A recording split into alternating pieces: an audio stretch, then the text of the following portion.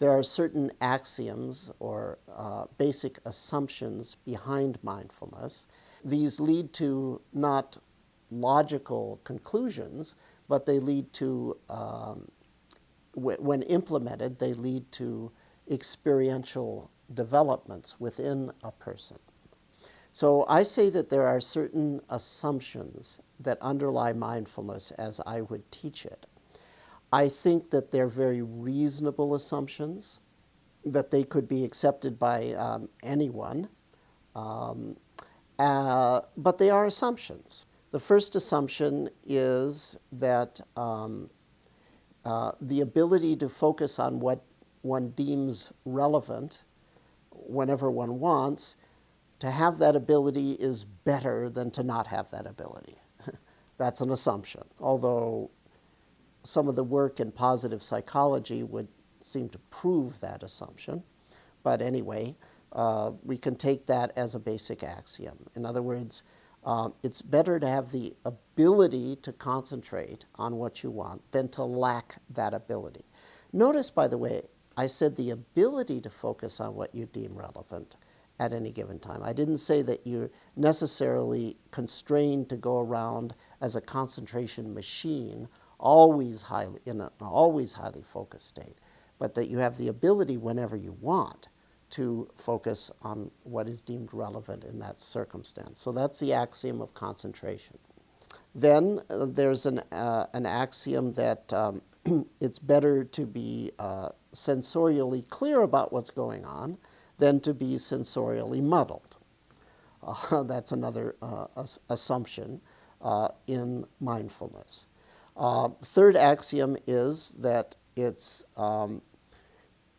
good to be able to not fight with yourself, at least have that ability.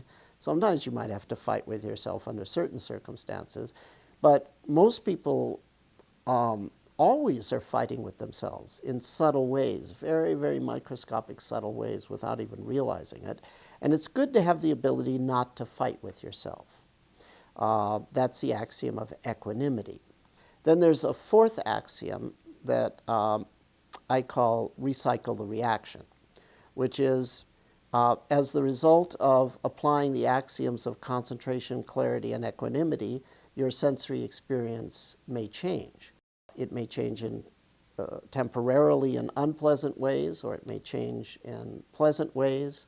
It is even possible that strange experiences might arise. They do for some people, not for everyone, as the result of merely applying what would seem to be fairly innocuous axioms of concentration, clarity, and equanimity.